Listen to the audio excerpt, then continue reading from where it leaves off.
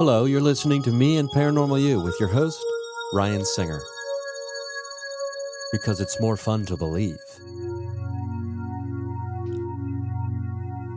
Hey, everybody. Thank you for listening to another experience of Me and Paranormal You. I've got my buddy, Dr. Jeff Tarrant, here for the third or fourth time, I think.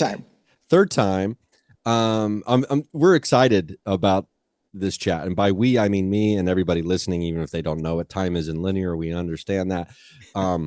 Because much to my great delight, after being highly recommended by multiple friends who I trust their opinions on such matters, I listened to the Telepathy Tapes podcast, and who do you know would pop up on, I think episode 2 is when you first pop up, is you, Jeff. And I'm at a treadmill at a Planet Fitness in Dayton, Ohio, and it's probably like 10:30 at night or something.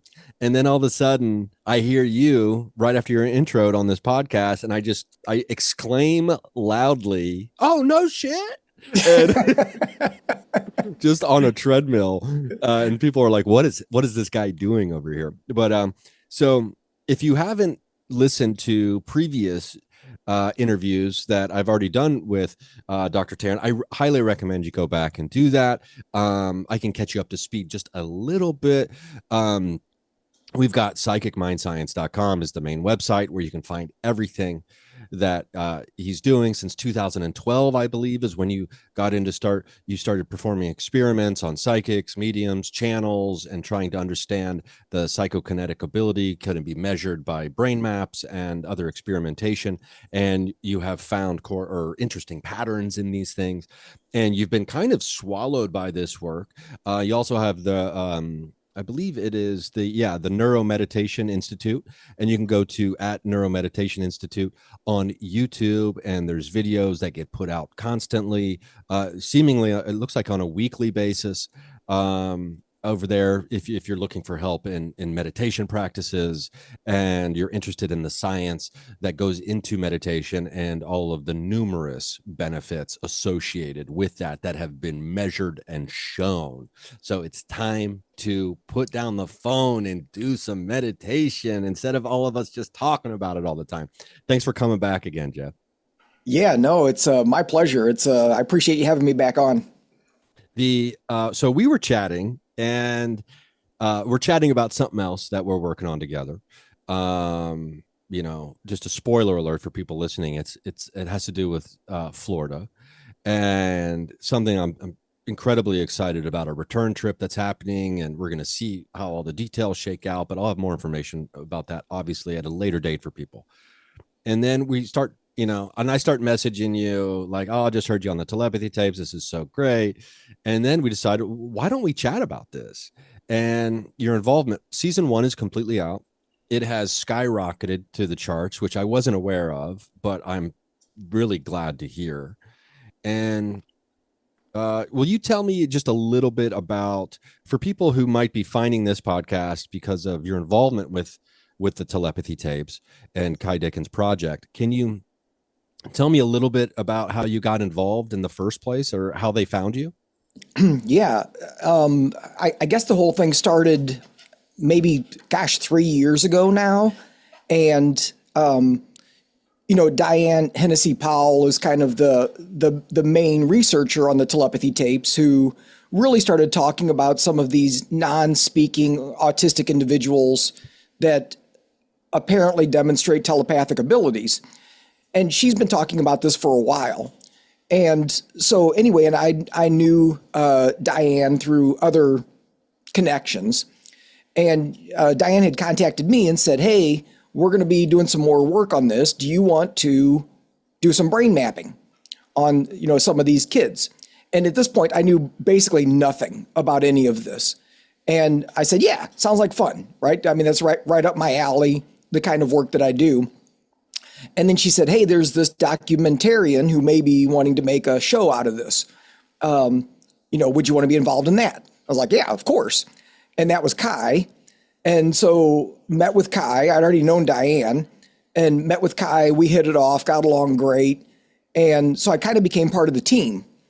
And so initially the idea was to turn this into a docuseries or a documentary, that would be pitched to Netflix or Amazon or whatever, one of those channels. And so so at this point, I've been able to test and work with 3 different non-speakers who have these abilities. And all of that testing was filmed because it was going to be part of the sizzle reel, to pitch this. And so it was really the primary function of all of that was getting footage, to make for an interesting story. And we said, well, we'll come back later once we get some funding and once we know what we're doing, and we'll do more elaborate tests. And so, again, who knew it was going to go this route? And so, as things developed, and I collected some of this data and was, there for a lot of the testing that was done, which blew my mind. And we can talk about that in a minute.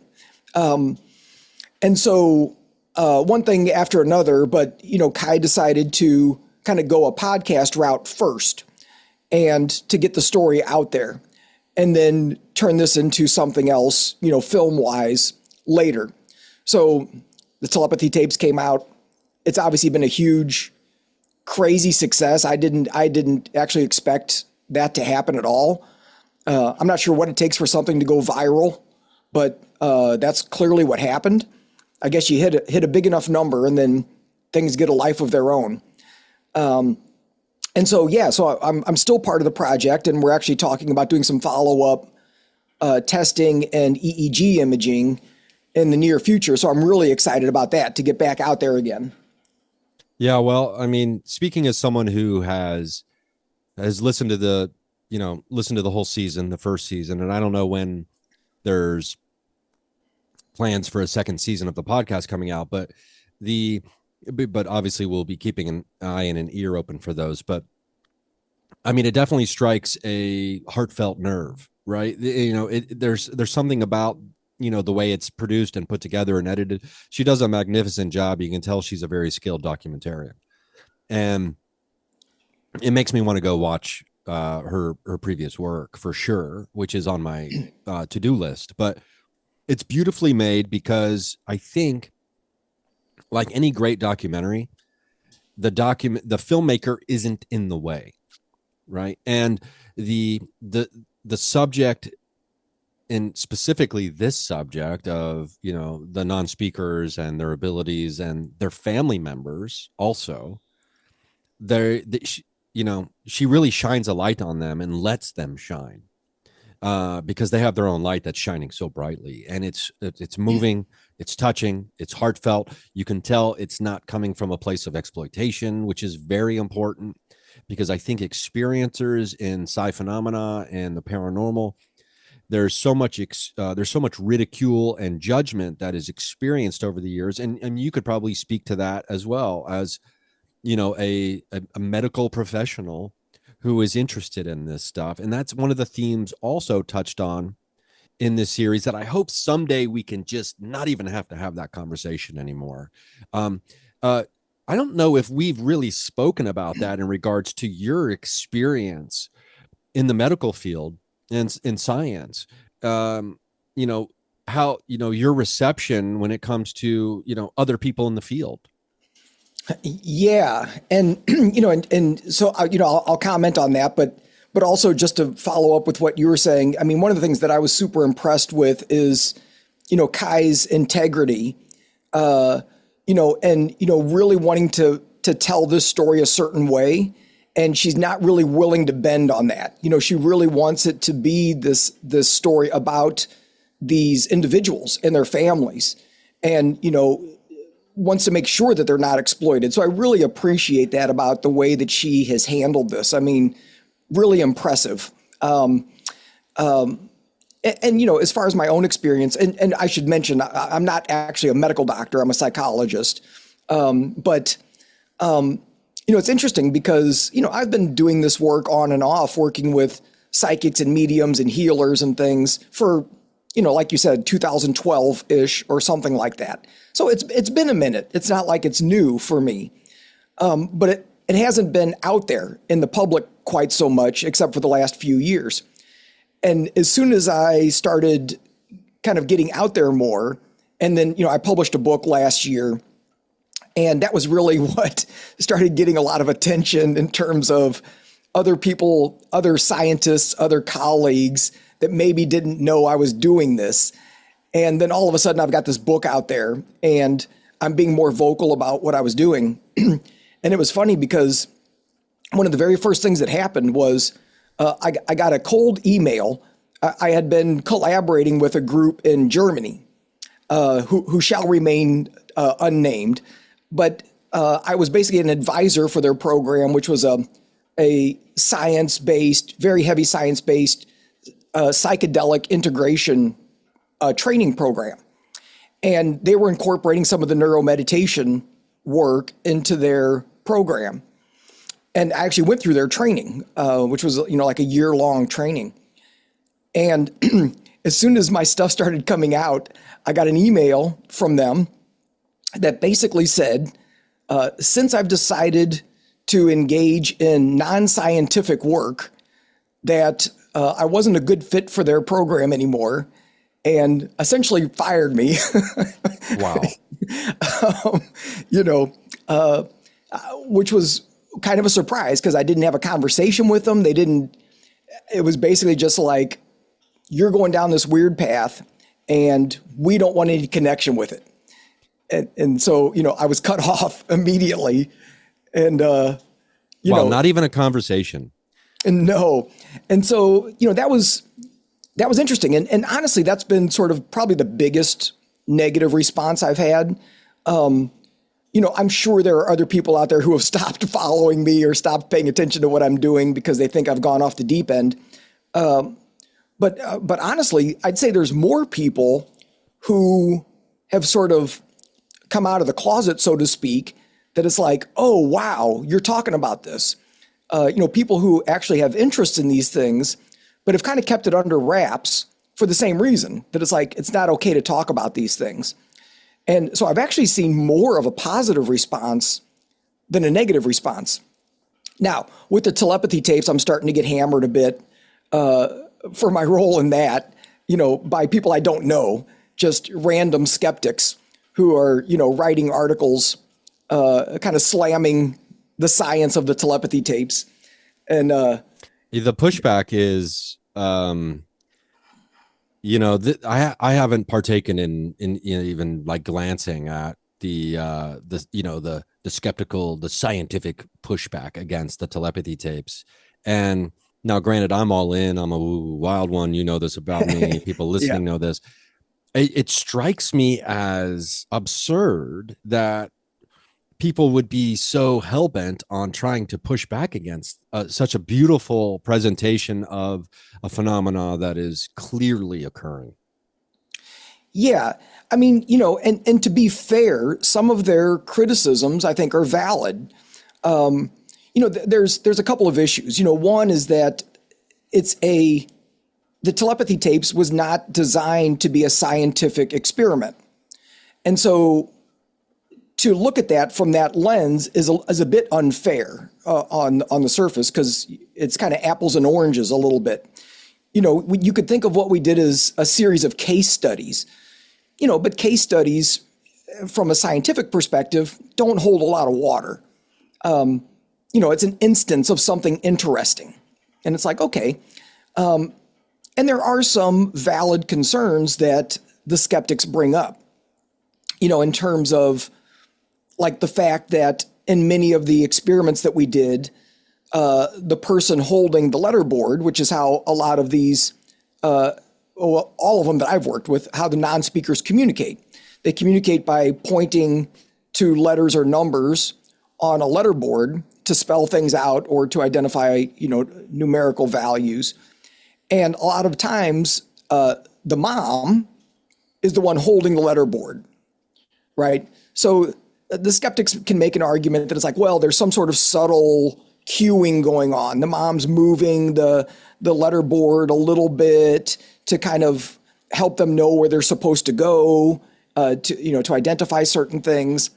And that's a valid criticism. I mean, I saw these tests over and over and over and again. And, when you see it with your own eyes, there's basically, I don't know how you could walk away and not believe what you're seeing. But if you're just hearing this or looking at it, you don't know, you didn't see it.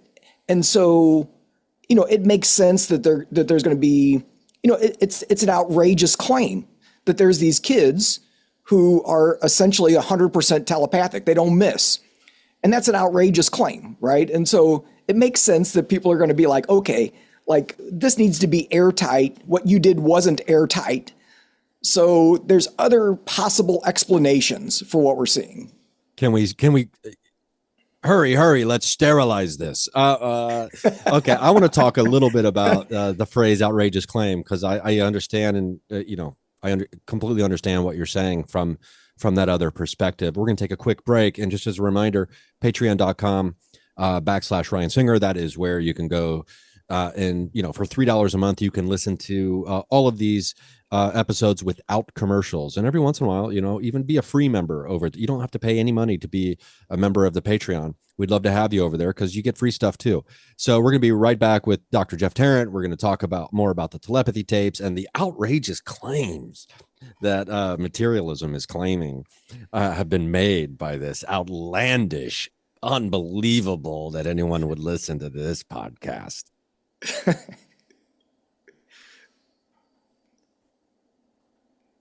Okay, we're back. I got Dr. Jeff here. We're talking about the telepathy tapes, his involvement, and probably the best podcast I've heard. And gosh, and I don't know how long, maybe all time at this point. But you bring up an interesting point when, there's valid criticisms from the scientific community or from the hardcore skeptics of psi phenomena. And I'm not here to say that they're on some kind of, unholy mission.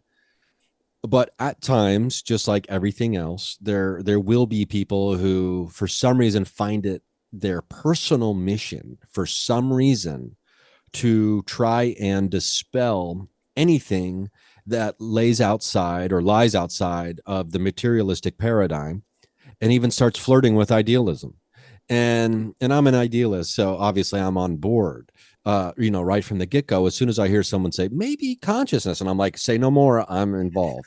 Right. So I admit that about myself. But when we look at the word outrageous, and framing that and understanding why someone from the materialistic point of view would find something like this so outrageous, is it because it's threatening, or is it because it's ridiculous, or a combination of both?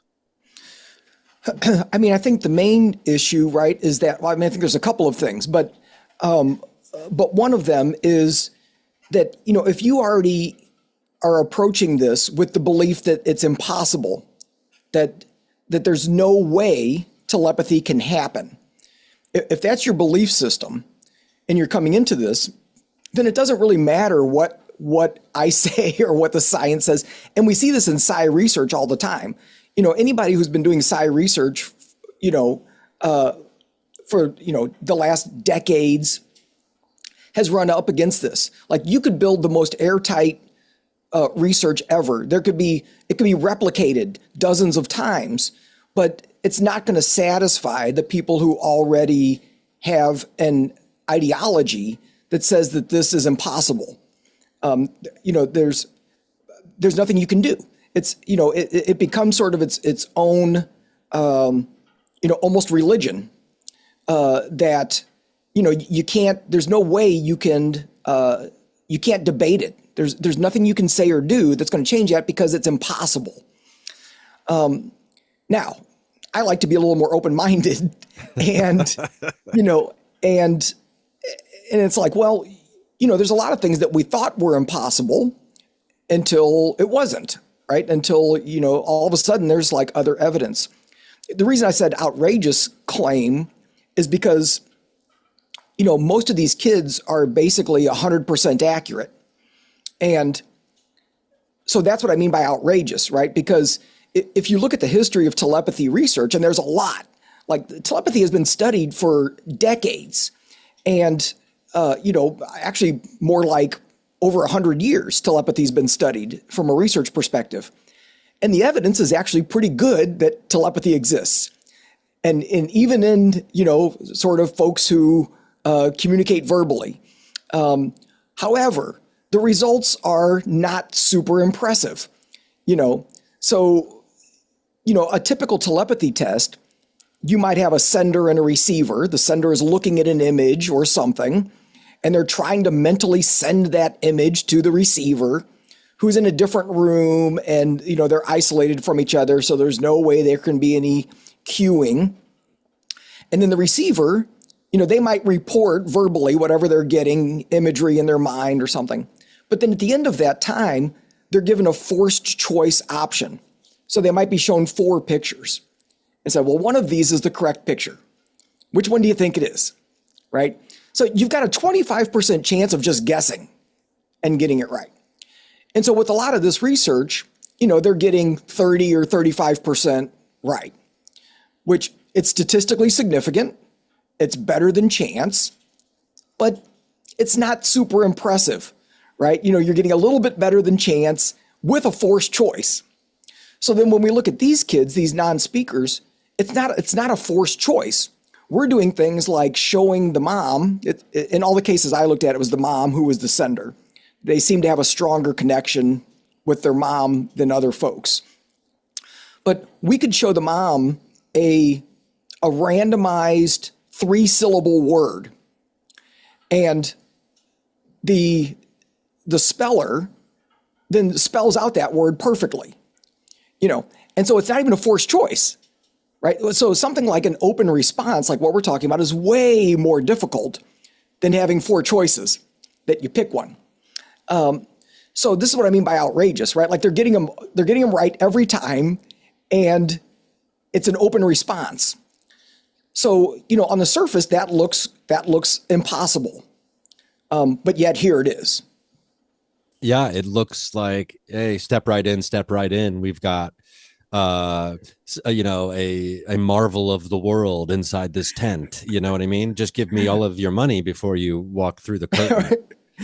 Because it's a more difficult test, and the results are astonishingly, outrageously more correct than the forced option. Okay, that's interesting, because I didn't realize, I never considered the forced option part of previous telepathy or experiments, because in my mind I'm like, if you're a baseball player and you hit 300 for your career, you're going into the Hall of Fame. And so for me, I always thought, hey, if you're getting 30% as someone doing, these experiments and testing on telepathy, you're going to the Hall of Fame in my book. Right. Right. But then, these non-speakers come in and they're like, oh, baseball isn't hard. Right. In fact, it's the easiest thing.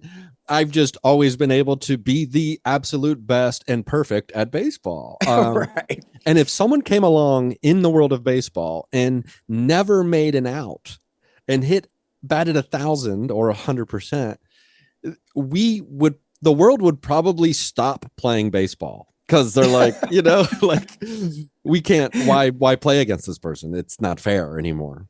And I think there is some fear for people that is, loosely related to this outrageous, metaphor or analogy I'm making between telepathy and baseball. But, that whole like, oh, I don't want them to know my thoughts, and it's like the secrets.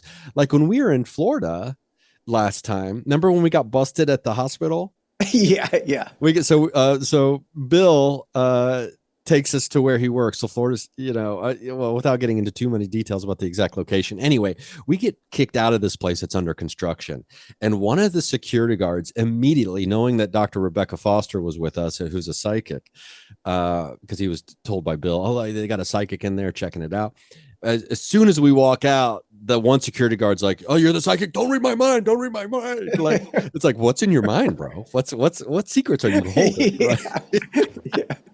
But that's a common fear you hear people say, like, I don't want them to, read my thoughts. But, so it's fascinating. But the idea that it's outrageous, I understand, and I'm not here to, judge too harshly. But when it comes to, the acceptance of the possibility of something that has been shown so starkly to be happening is, it's difficult for me to understand the resistance to such a thing. Yeah. I mean, it is. I mean, again, like they haven't seen it, and they've seen like very small little clips that are on the Telepathy Tapes website, and some of them are more impressive than others. So there's a little bit of cherry picking in terms of, which clips they're pointing out some issues with and things like that. There's also clips on there that very clearly show people being able to do this, some of these non-speakers, where they're in a separate room from their mom. They're typing independently the response onto a computer keyboard. Nobody's holding anything for them. And so literally there's no way that there could be some sort of cheating or something else. I mean, it's funny. My office manager is actually a huge skeptic. And she thinks all this stuff that I do is completely nutso. And I was talking to her about these experiments. And she said, well, Penn and Teller could do it. And I was like, and I said, I was like, that's probably true, but these guys aren't Penn and Teller, right? Yeah. It's like, some of the best magicians in the world could figure out a way to pull this off and, make it look real. That's true, right? Like they can do all kinds of crazy things. But these are a bunch of families who are basically just trying to get by, right? They've got kids who are severely autistic that they've been just struggling to get an education and to be able to communicate, and to keep their families kind of moving forward. These aren't families who are trying to scam anybody or trying to come up with some elaborate way to trick the system, and it's not just one family, right? It's a bunch of families. And so again, to me, the more you look at it, it's like, yes, could somebody kind of make this up if they were a really skilled magician? Sure. Is that what's happening here? I don't see how that would be possible, right? Like it's not feasible. It's not a feasible explanation in my mind. Yeah. To me, it's that old adage about, I forget what it's called, but the most likely reason is, or the most obvious reason is the most likely or something. Yeah, or Occam's razor. Yeah, Occam's razor. So yeah, I mean, Occam, but in this case, it's like, a bunch of different families, like you said, who have been, struggling to get by, fighting for resources their entire life, fighting against a system which seemingly doesn't have the best interests of the people they're supposed to be supporting in mind, seemingly. It's not like they all got together and been like, it would be great if we had a bunch of ridicule and judgment heaped on top of what we've already experienced in that regard. Right. Let's make everyone think that we're also whack jobs, and, the negative woo ones, and, believe in fairy tales and things like that. And so from that regard, I understand, like, when you say that if someone thinks something's impossible, there's no way. They're like, oh, we conducted some experiments about the best way to summon a troll. And someone's like, well, trolls aren't real, so I'm not going to pay attention to anything that you've done here, because the foundational aspects of your test are just make-believe fairy tale. Right. So, right. So from that point of view, I guess I understand, but seeing is believing, it's often said, but I feel like experiencing is knowing. And you've been in the room when these tests have happened. I want to go to the first time. Sure. That you saw this and were able to experience it. Considering you've already,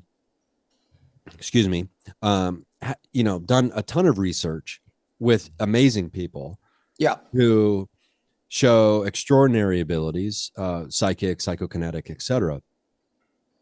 What was your reaction upon first seeing this, like batting 1,000, 100% that the non-speaker exhibited?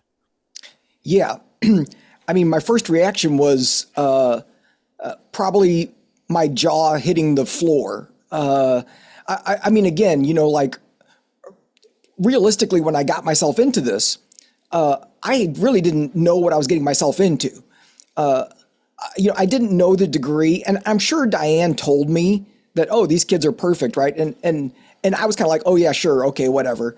I was expecting that they were probably better than Chance, but then when I saw, I mean, the first time we did it was we rented an Airbnb in Burbank, and to film this and kind of set up a neutral. So we had a neutral location where we all came in, the camera crew, Kai, Dr. Powell was there, I was there. And then this was working with Mia, and she was featured actually in episode 1 of the Telepathy Tapes. So her family is Spanish speaking. So they came up from Mexico for this. One of the cousins speaks English, and so she was kind of the primary translator. And yeah, I mean, we just tested this kid all day long.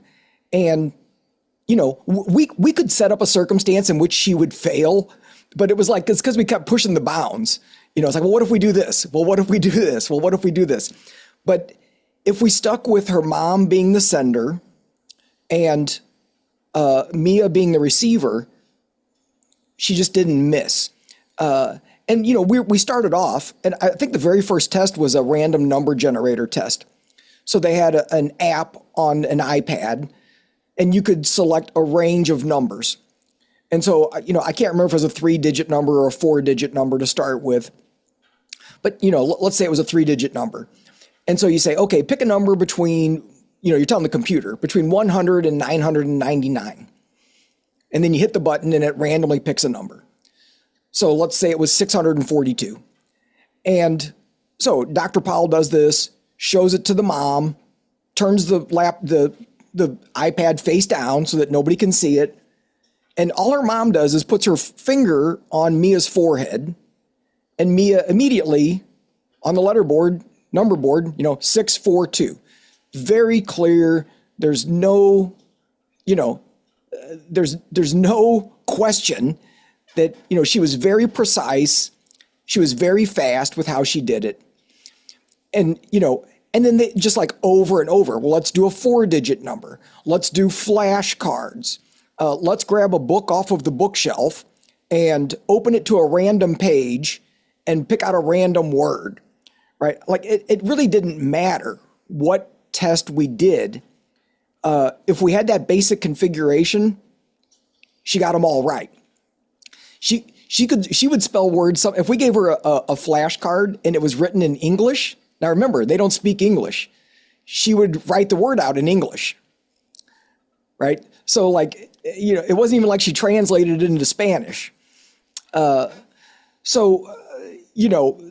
for me, so when this initial testing was going on, I was actually outside because we were trying to minimize the amount of, people in the house. Because, you can imagine, right? Like, so for a lot of folks who have autism, they're sensitive to the environment. And, so there's lights, there's cameras, there's a bunch of people, there's all kinds of stuff going on. That could be overwhelming very easily. So initially I was outside and I was watching all of this on a TV monitor. And yeah, I was like, I couldn't believe what I was seeing. I'm sure I did like a quadruple take and was just like, what is going on? But what's funny is probably halfway through the day, you get so used to seeing it that it's kind of like, okay. Yeah, it's like, all right, we're doing it again. I want to talk about that phenomena. I'm so glad you mentioned that. That makes me want to talk about that. We're going to take another short little break here. And we're going to talk more about the telepathy tapes, Dr. Tarrant's experience with it, being involved, and, psi phenomena and, psychokinesis, etc. More when we get back.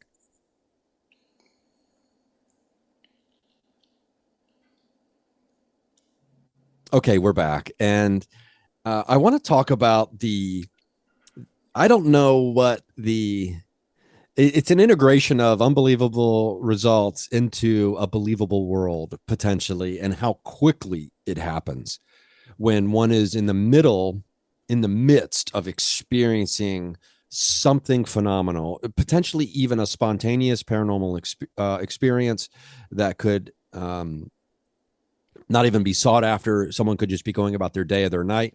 Something miraculous is unfolding, and how quickly we can go from being shocked, fearful, etc., into acceptance and ho hum about it. It to me, it speaks to a larger issue, and or a larger theme here, and that is how quickly we as human creatures will adapt to our new reality. And, you see it in movies all the time. People are freaking out because there's UFOs in the sky, or people can't be given this information. They won't be able to handle it. And then you look at the micro examples of such things as these unbelievable things that are happening because of the paradigm that is in place of materialism, meaning it's not possible, and how quickly, within not even a 24-hour period, it goes from quadruple takes, my jaw is dislodged from my body like a snake, to, okay, should we go get a burger or something? Like, you know what I mean? We're going about our day now. We've integrated this new information, this new reality that quickly. Is that something that is common, do you find, with people who are experiencing or encounter such things? I'd say yes and no, right? I mean, I'd say yes in general, but the degree to that, I think, varies, right? Like, I feel like my shift to sort of, as you said, ho hum. I don't know if it'd be quite ho hum, but well, yeah. but yeah, it's like you don't feel like you have to watch every single trial anymore, right? It's kind of like, okay, like I've seen that. Like I know she's going to get them all right, so it's kind of like, okay, but.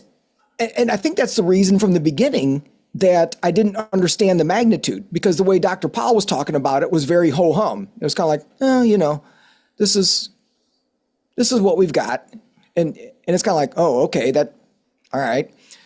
And then you see it, and it's like, whoa, okay, like how come you're not having a major reaction to this? And it's like, oh, you've been doing this for 10 years, okay, it's just sort of status quo. I think Kai, I don't want to speak for Kai, but my sense from her is that she would continue to get excited, like the next person, and see what they were able to do. And, she was really clever at coming up with unique tests and trying different things and being really creative with it and say, well, what if we try this? And then they would do that. Right. And so, kind of continuing that excitement and that just, place of awe.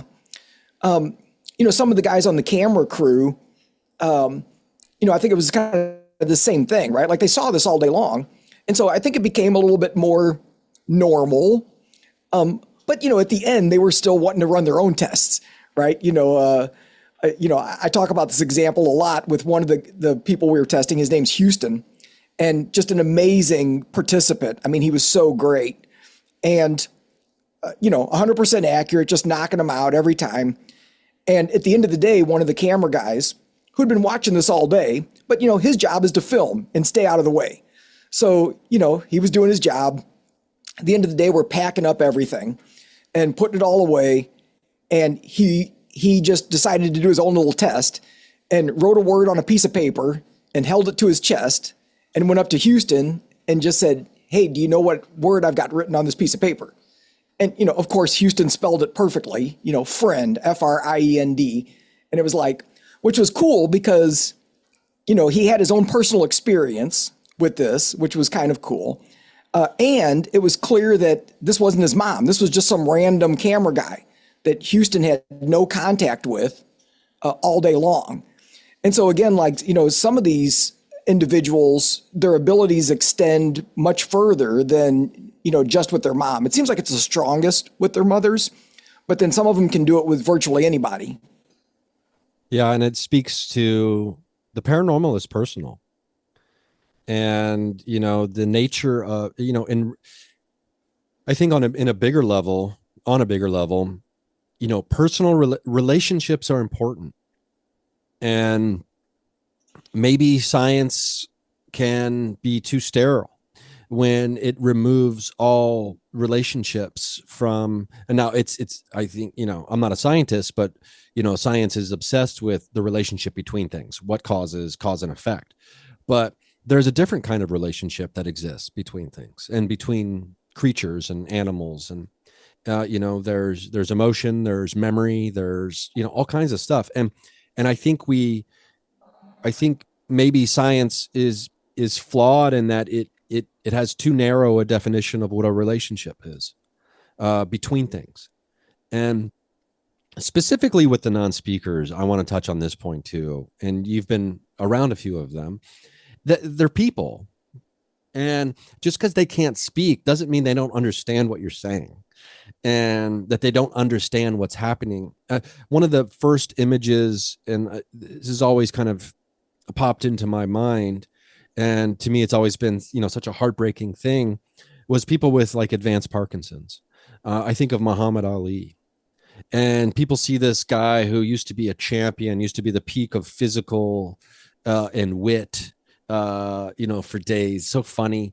And then towards the end, he's kind of, he needs help walking, or he's shaking because of the effects the disease has had on him. And people might think that he's like this quote unquote feeble guy who isn't intelligent or can't understand them anymore. But inside, he's still Muhammad Ali. He's still that guy who floats like a butterfly and stings like a bee. He's still that guy who stood up and decided to take a stand and against the Vietnam War. He is still that mind inside. Yeah. And when to me, this is like the biggest gift of this podcast, is for the world to understand that the non-speakers have been unlocked from and set free from their prison of people thinking they weren't in there. Yep. And actually, that's probably been the biggest impact on me is, I mean, it's a little embarrassing to talk about, right? But, my training as a psychologist, my understanding of autism and what that meant was actually really pathologizing. And it really was this kind of idea that it's like, yeah, there's nobody in there. They're not competent, and then so after meeting some of these individuals and seeing their wisdom and intelligence and humor and creativity, and it's like, wow, okay, like I totally missed, I was like, I feel really bad, like all these years that I've kind of had some sort of judgment or belief about these people. And it's really because it's exact. I mean, your comparison is actually, I think, important in certain ways, because people judge these non-speakers because of their inability to control their bodies, right? So they can't verbalize. They often don't have a lot of control over their fine and gross motor skills. And so from the outside, it looks like they're not competent. Because they may do things that look unusual, or, their behavior may look wild or something, but they're in there, and, genius level, many of them. I mean, like the amount of intelligence and wisdom is just crazy. And so for me, I think that's been the biggest lesson from all of this.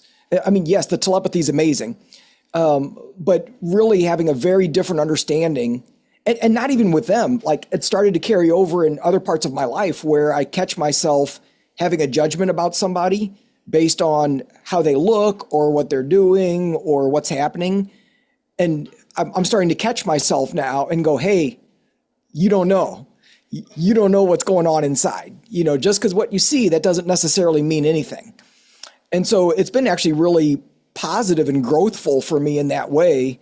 So I feel like they have a lot of lessons to teach all of us, because I'm going to assume I'm not the only one that does these things, right? That makes these judgments that aren't founded. Yeah, and it's important to talk about that, because if we can't admit when we've done something it doesn't even have to be wrong. When we've gone about something in a way that wasn't beneficial to us or beneficial to the greater good, or, to everyone, I guess you could say, we did things the wrong way, or until we acknowledge that, we can't change and make a course correction. And that's not to say that we won't need to make another course correction somewhere down the road in the same area. But, if we truly do want to strive to get better, I mean, I've got more shortcomings than I care. My list of shortcomings is long. That sounds like something like Twain would say or something, right? I'm not calling myself Mark Twain right now, for the record, for people, but my list of shortcomings is quite long. Now, it is this thing where I never really would have thought about it, right? And not that I didn't care about these people, but I had experienced years ago, a woman I was dating, she worked at a group home, and some of them were some of the kids and the teenagers, young adults who live, or grown-ups who live there, had difficult speaking autism. And one time there was a really sad situation that unfolded where a kid was constipated for like 2 weeks, right? Because just no control of the body. And then I went over and I had to go over because she called me and she's like, he finally released, and I can't handle this, right? So I went over there to help out, and you're just to be there. But there's somebody inside that guy, right? There's somebody inside that guy. He's not just some guy walking around who can't poop and just with no thoughts. And I could only imagine the constipation one must feel in communication as well. Yeah. And, the frustration that it would lead to, yet these people don't become the most jaded assholes you've ever met in your life. They become these enlightened beings that you could just sit and be like, please tell me everything I must do with my life. Yeah. You know what I mean? I've actually thought about that point that you're bringing up, which is,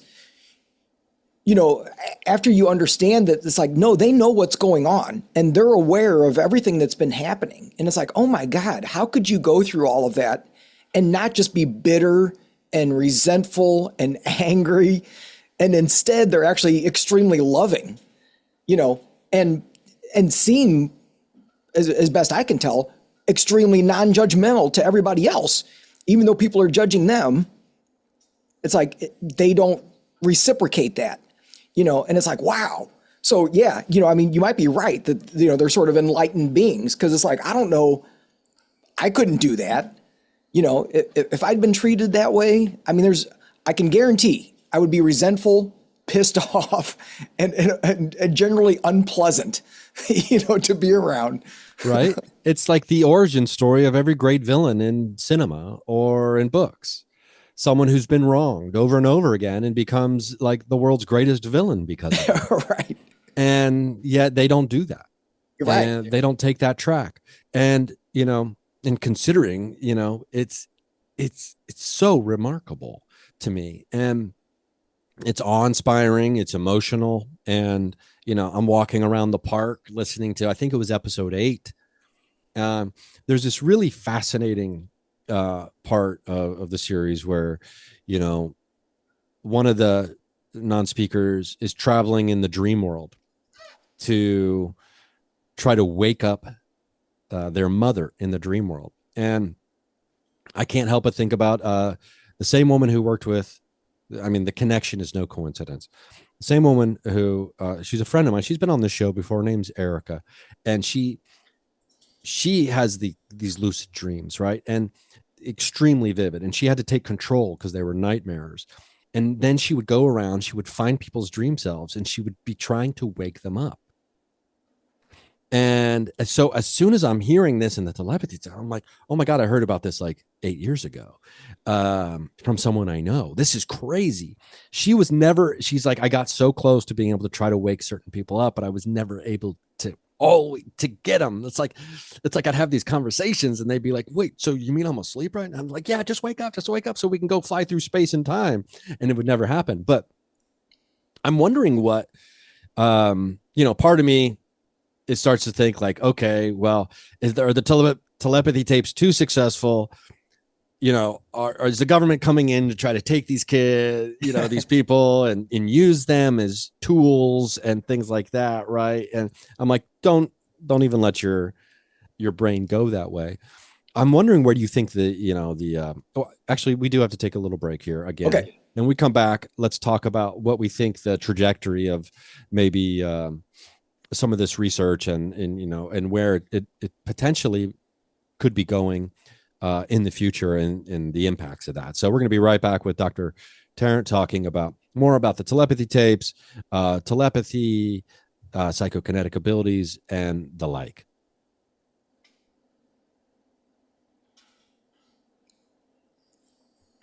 Okay, we're back. And where do we think this is headed, this research and maybe this great awakening that's happening obviously there's a lot of people who already knew this was real.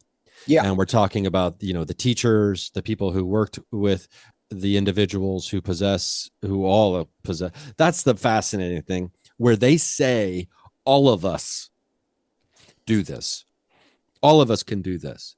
And to me, that's one of the mind-blowing. There's so many mind-blowing things about it. But when they're just like, oh yeah, all of us can do this. What are the implications moving forward? And like, what do we, and by implications, I mean like great things that potentially could be happening.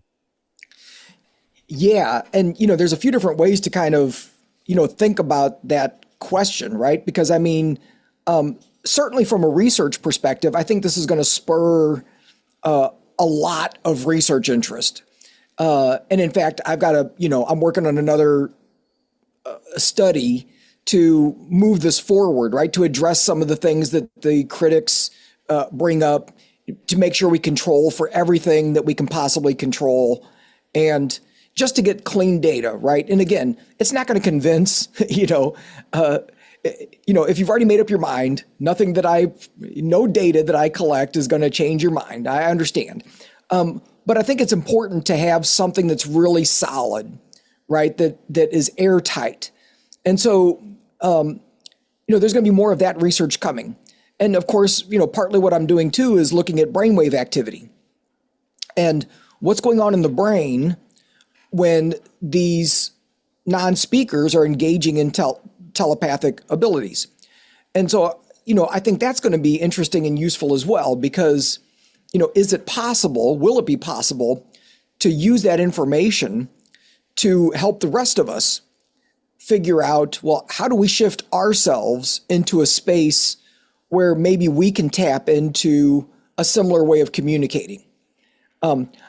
My sense is that probably, folks who are sort of neurotypical, if we want to use that term, and speak, I don't think we're ever going to get to the same place that the non-speakers are. They seem to be wired for this. However, I think we can develop these things, right? And in fact, the last an episode of the Telepathy Tapes, I forgot what Kai's calling it. It's kind of this supplemental, like a bonus episode, something like that. She's got a name for it, but now I can't remember it.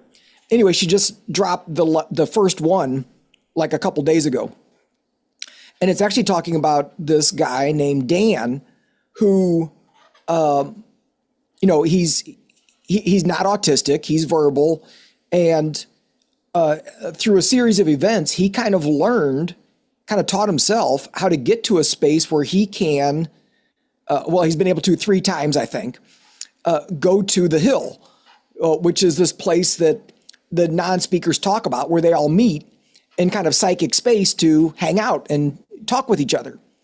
And, he's been able to get there himself 3 different times and, interact with some of these non-speakers in this space. And then, kind of in normative waking consciousness, been able to confirm with them, that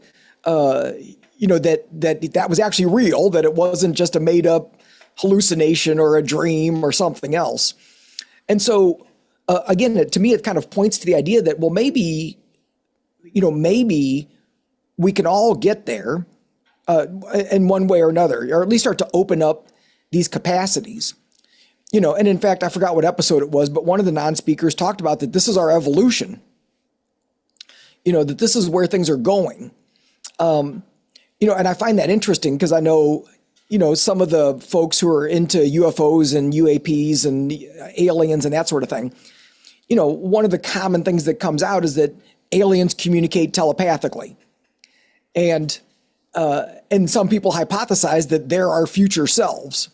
Right. And so now who knows if any of that is true or what the deal is, but it's interesting that you've got these non-speakers basically saying like, this is the evolutionary trajectory of where we're going. And some other people have already speculated about that, right? That, in the future, we won't need to talk. It's a much more inefficient way to communicate. So I don't know where all of this is going. I mean, I hope where it's going is an awareness on a very short scale, small scale, an increased awareness that these things are real and that, these non-speakers have some amazing abilities so that they're more accepted and included into society in whatever way they want to be, right? That they're not sort of like othered and pushed out. And for me, and I think a lot of the people that have kind of really accepted what's happening in the telepathy tapes, it's opened their mind, right? That it's kind of like, oh, well, what does this mean? Because if this is happening, which again, I'm already convinced, but if this is happening, what does this mean? What does this mean about consciousness? It makes it really hard to be a rigid materialist, because all of a sudden you gotta go like, wait a minute. So where are my thoughts? Where do they live? Who am I? Do I have a soul? Does that move around? Can I, all of a sudden you have to entertain these ideas that maybe you wrote off and said, yeah, that's all mumbo jumbo, right? It's like, well, maybe it's not. Maybe there's more to this, and you have to consider that. Well, yeah, 100%. And for me, materialism, in the way you're describing it, is like the rigid materialistic view is like, imagine materialism is the large, is the 100-foot stone wall protecting the castle. And, there's people out there like me trying to, shoot a flaming arrow at this wall, every once in a while, lit by the idea of idealism. But then you have like the telepathy tapes that come in and, at one point reached the #1 podcast in the world. And I feel like the telepathy tape is that, that 30-foot troll that they got that's carrying a big, a wall ram. And it actually starts shaking the entire wall of materialism. Like the big dog comes in to deliver, is it the fatal blow? We don't know. Probably not, because that wall is strong and thick, right? But guess what? We know that wall is not impenetrable anymore. It's starting to crack. And I love that. And I think collectively, the more people who charge against this wall, the more it cracks and the more it crumbles. But I was looking up the telepathy tapes while you were talking about that guy, Dan, who could go. And I think he was a helper. He's a helper at one of the schools, right? And so I don't see it on the Spotify feed, the bonus announcement. But it looks like there is an announcement about a documentary, season 2, and Non-Speaker University.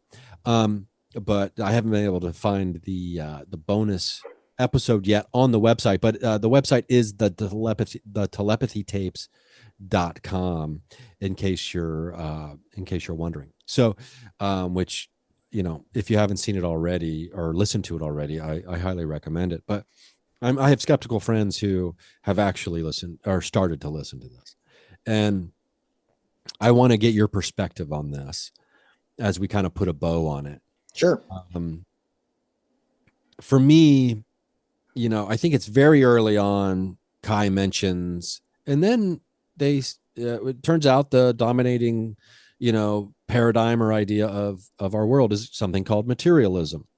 And for those of us, I guess, who have been, deep into the paranormal and psi research and all these things for years, it's something that we're pretty well aware of, and the restrictions that materialism provides, especially someone who does the work you do in the field you do. It's an overarching, like, it's almost like that awful teacher walking around the room looking over your shoulder to make sure you're not writing notes to someone, right?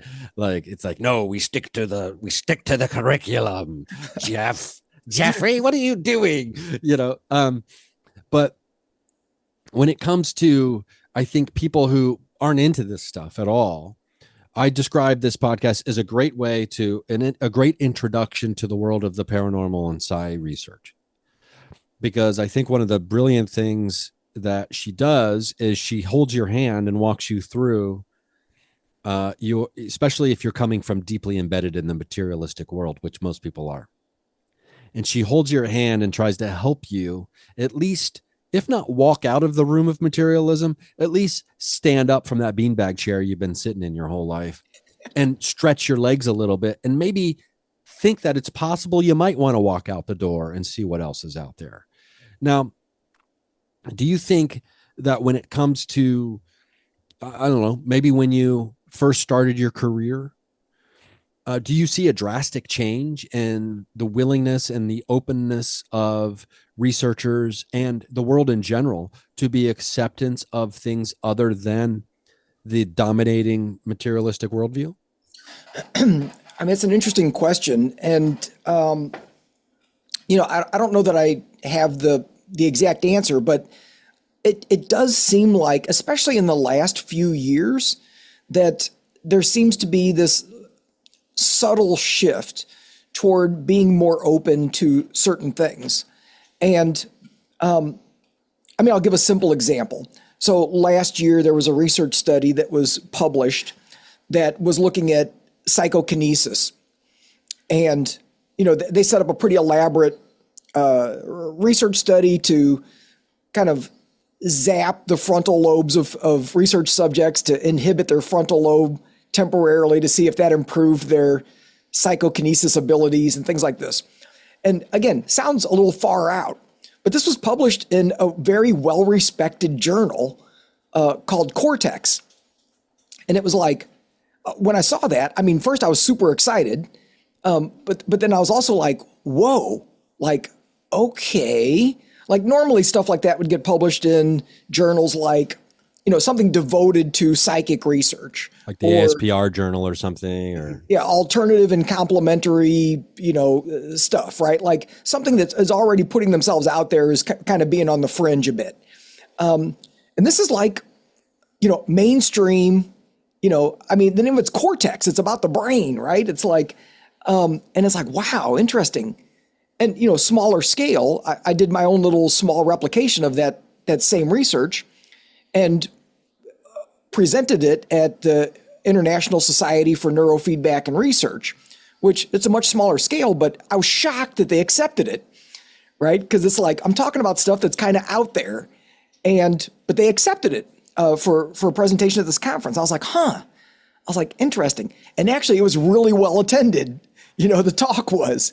And so again, it makes me feel like people are being a little bit more open to some of this and willing to kind of step into that.